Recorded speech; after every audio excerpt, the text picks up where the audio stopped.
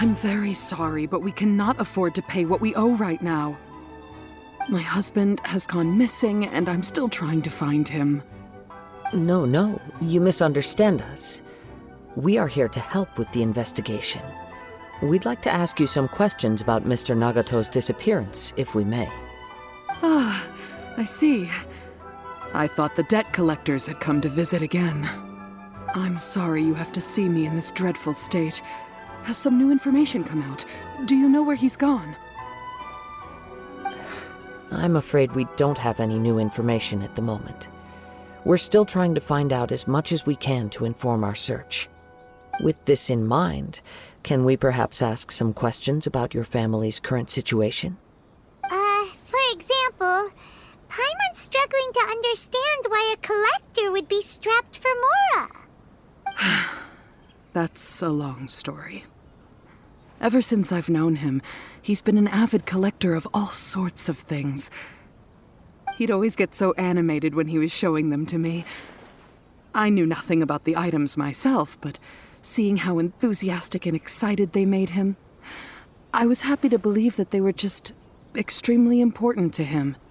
Everything was fine when we first got married, but as time went by, things changed for the worse. Uh-oh, what happened? He lost his sense of restraint.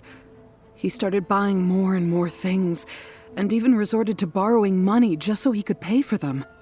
Our expenses really spiraled out of control when he started getting interested in weapons. It was awful. There were days when he'd spend hours down at the warehouse, admiring his weapons even as debt collectors were descending upon our house. He wouldn't sell them, wouldn't even touch them. Just sat there staring at them like he was in a trance. I'm happy he has a hobby, and I'm willing to support him, but making ends meet has to come first. I've tried talking to him about it so many times, but he never listens. On the last day that I saw him, I gave him an ultimatum. I said, if he refused to sell his collectibles and pay off his debts, I would divorce him and take the children with me. Whoa! And that led to an argument. Actually, it didn't. Generally, he's a quiet man who likes to go with the flow. On most things, he leaves the decision-making to me. You must understand, I never would have dreamed of threatening him with divorce if the debts hadn't pushed our family to the brink. After I said those words, he froze and was silent for a long time. When he finally spoke, he awkwardly mumbled that he would pick out a few items to sell. His voice was so meek and pitiful that I felt an urge to take everything back. But then what? If I didn't draw the line, what would happen to our family?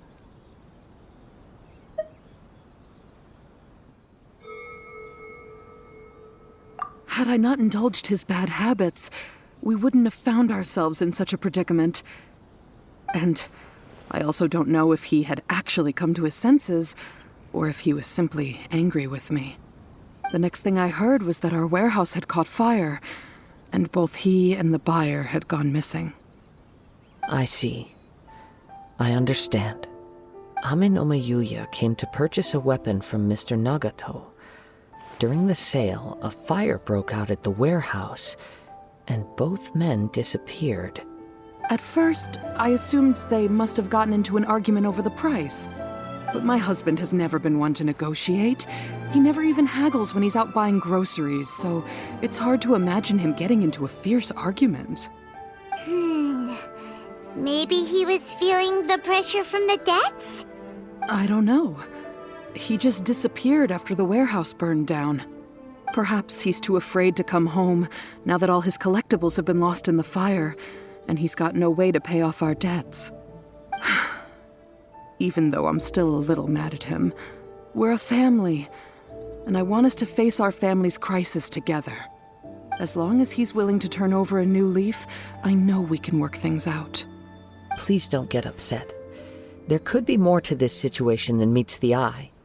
If collecting things is a habit that Mr. Nagato had his whole life, it is quite unusual for this habit to change so drastically over a short period. But the information we gathered from the other side suggests Amenoma Yuya is also a mild-mannered man who would not be likely to start an argument. This situation is getting a little confusing. A little confusing? More like completely mystifying. Let's try a change of scenery and see if we can piece together what we've learned. Rest assured, we'll notify you if we find anything. Thank you so much. I just want him to come home.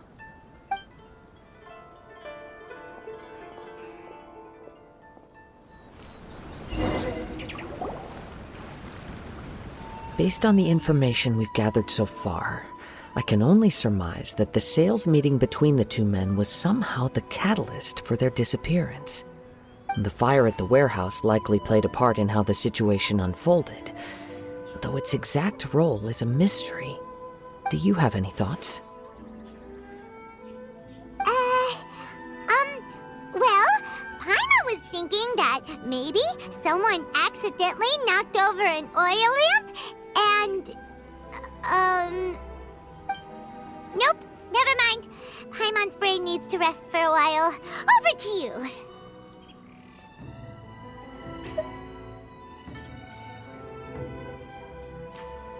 An interesting explanation. I was also considering this possibility. Amenoma Yuya is an expert on swords. He could have noticed some problematic details about Mr. Nagato's collectibles.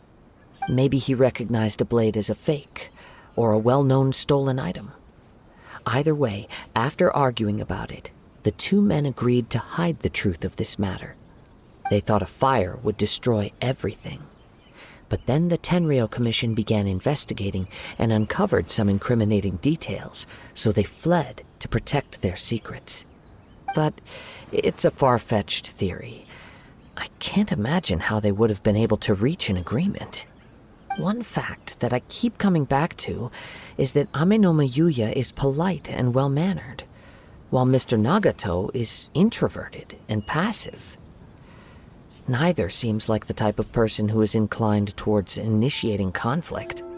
Mr. Nagato, being heavily in debt, is also the only one of them with the potential motive to disappear after the fire. The more I ponder it, the more puzzling it becomes. Just what could have happened there?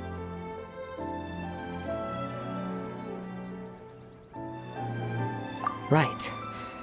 Although the time frame seems to broadly match, no other details that we've learned seem to link the two events together.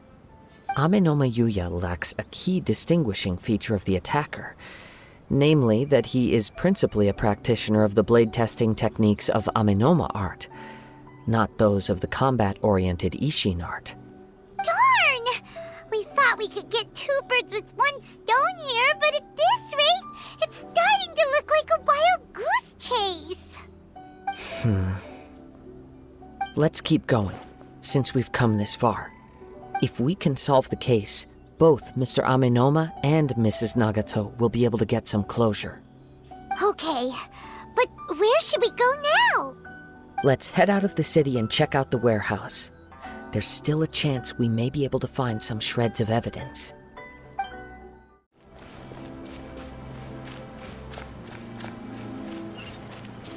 There sure are a lot more Outlanders now that this Sakoku decree has been abolished. Wait. I hear something ominous in the wind. Oh! This must be another one of those sounds that only you can hear. As sketchy as that whole thing seems, you did put it to good use when we were chasing down that vision thief at Beto's tournament, so...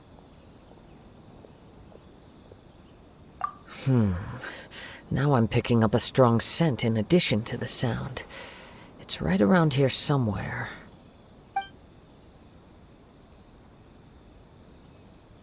But there's nothing here. It's gone now, but I can still sense the direction it left in. It felt very much like that ancient presence in Inazuma, the remnants of the Tatarigami.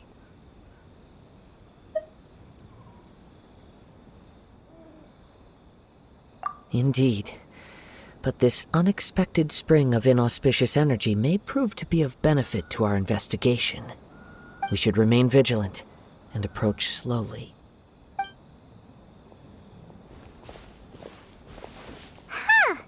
So it's an underground warehouse. The force is definitely coming from down below. The source of the Tatarigami energy has long since left this place, but the residue it left behind still hasn't dissipated completely. Judging from the concentration, I would have to conclude that the Tatarigami source resided here for a very long time. Mrs. Nagato said her husband used to hang around the warehouse by himself a lot. It could well be that he was already under the influence of Tatarigami energy at that time. From what I've been told, Tatarigami does not turn all upon whom it preys into violent monsters, but most will develop a stubborn streak upon being exposed to the Tatarigami's unfulfilled will. Their interests become fanatical obsessions. Mr. Nagato had an interest in collecting to begin with. The influence of Tatarigami could explain why he became an obsessive hoarder, amassing more and more possessions, even as he put himself in grave debt. So what should we do now? Go down and take a look? Step back. I'll open the door and take a look inside. If we don't open this door, we can move no closer to the truth. You needn't worry. Both of us have faced far greater dangers than this. Relatively speaking, the risk here is trivial.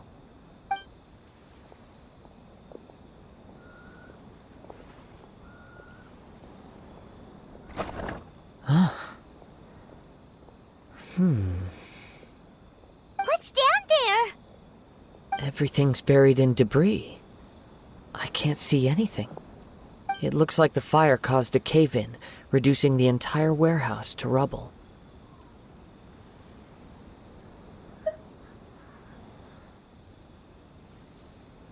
That was too scary! Paimon was so sure that the warehouse boogeyman was about to jump out at us! All we can do now is keep searching in the direction that the Tatarigami energy source left this place. Two ordinary humans, entangled with the Tatarigami. I fear much misfortune has already befallen them.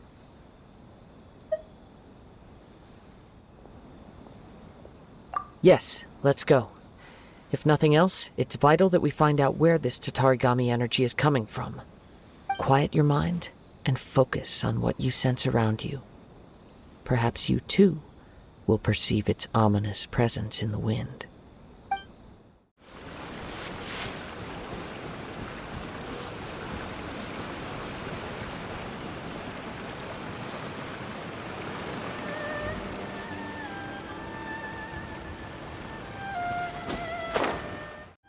From this point, the trail appears to split into two.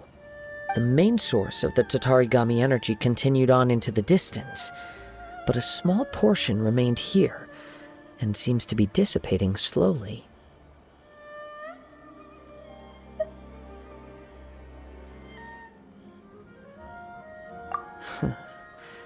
Quite possibly. Let's search the area.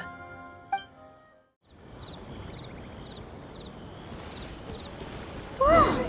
Look at all those hilly churls! They're acting really strangely! Something seems to be drawing their attention. Let's take a closer look.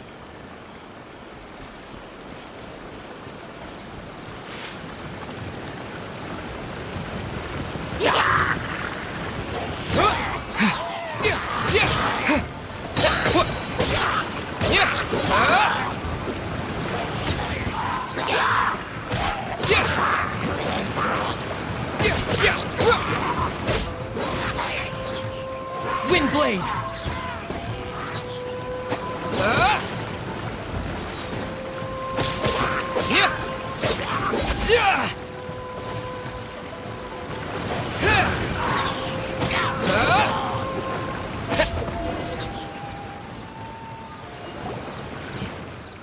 It's...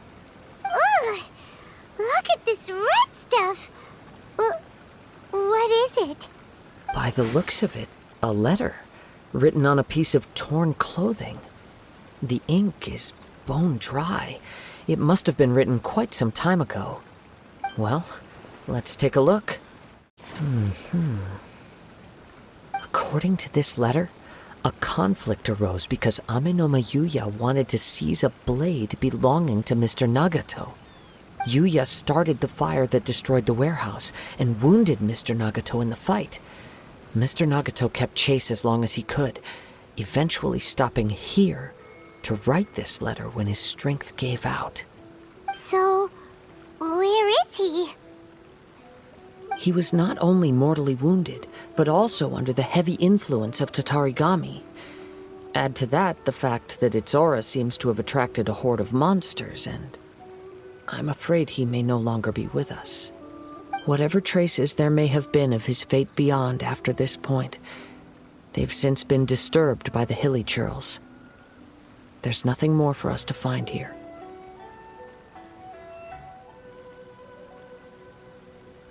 Yes, right now we need to uncover some more important truths. If Ame no Yuya is attacking other people indiscriminately, then the longer we take to find him, the more people risk meeting the same tragic end. Right, so let's get moving.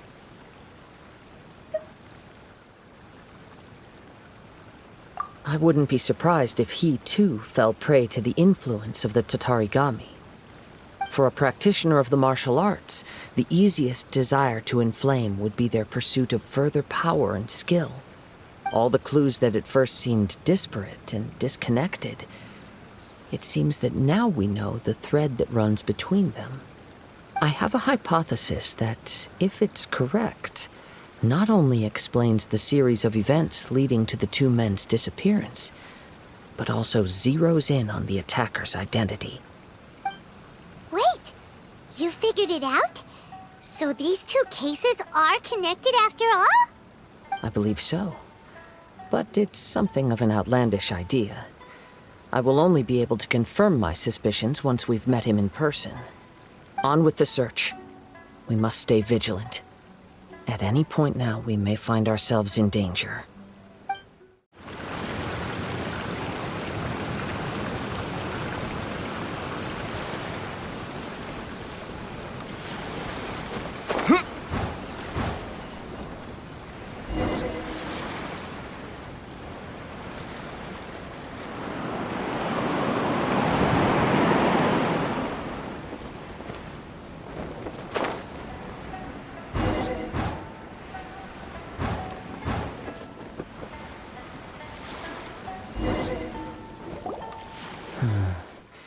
He seems to have stayed here for a long time.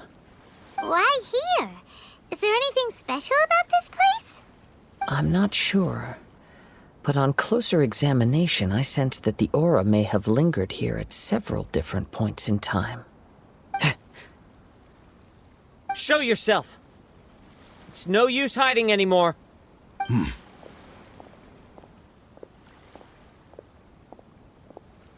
Kaedehara Kazuha. It's you, at last. Aha! So it is the same guy from before! What's your problem, huh? What could you possibly have against Kazuha? Indeed, there should be no enmity between us. If it is Ame no Yuya that stands before us. But what if instead of facing Ame no Yuya, we are in fact facing the blade in his hand? Now that you mention it, it is giving off a strange light. Whoa, whoa! Surely you don't mean... Are you serious? Tatarigami energy often lodges itself within physical objects, then works to subtly affect any living organisms in its vicinity. The blade has resided in Mr. Nagato's warehouse for many years, affecting his state of mind, and more recently using the sale as a means to affect, or rather as a means to occupy, Ame no Yuya's body. You're sharper than I thought. You've already deduced the truth of the matter. Many, many years ago, I was forged by a famed bladesmith of the Ishin tradition. I was his pride and joy. In me, he placed all his hopes and dreams. As a descendant of the Kaedehara clan, you should be able to guess our greatest regret. I presume it has something to do with the Raiden Gokaden. Indeed. At that point in time, he failed to live up to the Raiden Shogun's expectations. In the end, all he could do was to flee the nation by sea on a ship bound for Snezhnaya. He was a bladesmith of great renown, a master of his craft. There was nothing that he could not accomplish. All he needed was more time and a little faith. And sure enough, in the end, he achieved what he had set out to do. All of his life's work, his wisdom, his skill, it culminated in his creation of me. He not only bestowed upon me the greatest of strength, but also endowed me with a consciousness of my own. In her conceit, the Raiden Shogun lost not only the single most perfect blade in the entire world, but also an irreplaceable achievement in the art of blade forging. So, swords can become conscious and control people? The people of the time in which I was born never believed I had that kind of power. They saw me as a mere blade, a sharp and well-crafted one, but in all other respects an ordinary weapon. But that gave me the opportunity to take action. After the death of my creator, I decided to leave Snezhnaya and began my long quest to return to the distant land of Inazuma. Moving from one person to the next, I controlled the minds of countless hosts along the way, each bringing me one step closer to my ancestral home. I seek but one thing: to face the full force of the Raiden Shogun's blade and prove my power. The might of Ishin art! So Amenoma Yuya was not your first victim. Tell me, what happens to those you've possessed when you've finished using them? My hosts? Who cares what happens to them? They are but tools that serve my mission. When they got tired, or injured, or unusable, I hopped to the next one in line. All I needed them for was to take me back to Inazuma. You're awful! After I returned to Inazuma, I decided to bide my time in Nagato's warehouse until Amenoma Yuya handed himself over to me on a silver platter. At long last, I'm approaching my journey's destination. By Amenoma Yuya's body, I have found you, and by your hand, I shall defeat the Raiden Shogun! Kaedehara Kazuha, you stood against the Raiden Shogun's Muso no Hitotachi. There can be no other to serve as my host for what is to come. Now, give your body over to me!